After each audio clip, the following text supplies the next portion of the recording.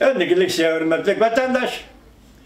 Bugün Cisa 2020 yıl 3. ayının 16. günü haftığı düşenbe.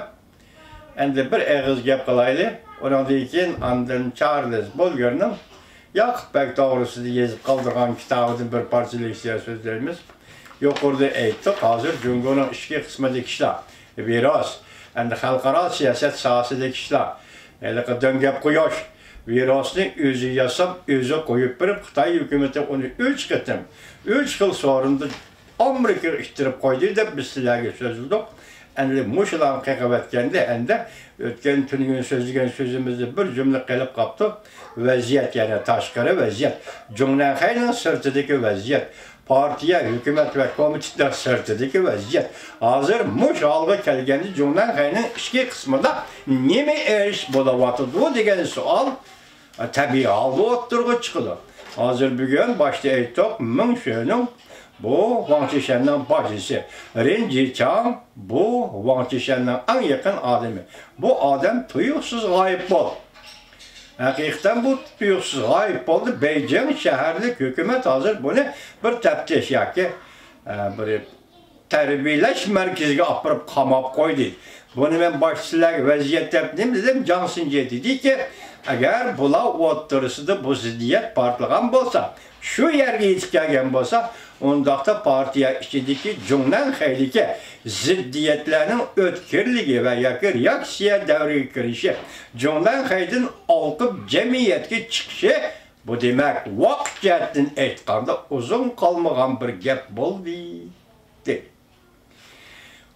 Vaqt cihetin aytqanda pat arada bu işini biz körümüz, bunu öz gözümüz bilen körümüz dedi Johnson'ca efendim. Obzorçı, yani film işleyici.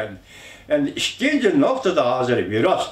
Bugün 16. günü Amerika Koşmuş Ştatlarından Seattle şehrinde ve Washington'un okşaşlı bir günde 45 nefer yaş kişi ve teni sağlam kişiye bu vaksina sınak kılıp uğurladığım oldu. Bunları biz pidayla deyimiz elbette. Lakin bu vaksini de virüs yaki. Jukunluk keselinin terkibi yok. Şunu bulağa bu kesel jukmaydı. Ama muşu uğurluşuyla sınav kılındığın ceryan 12 ay ile 18 ay aralığıdadır.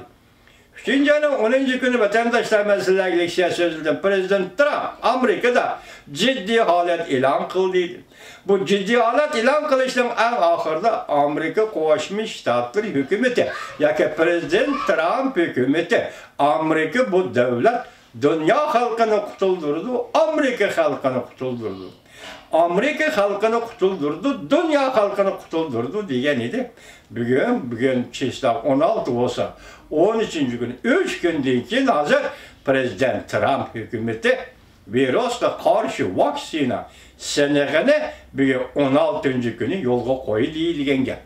Bu yukarısı Beijing'in vaziyeti Monosya tövendiksi Washington'da virüs karşı güreşinin vaziyeti. Hürmetlik vatandaş.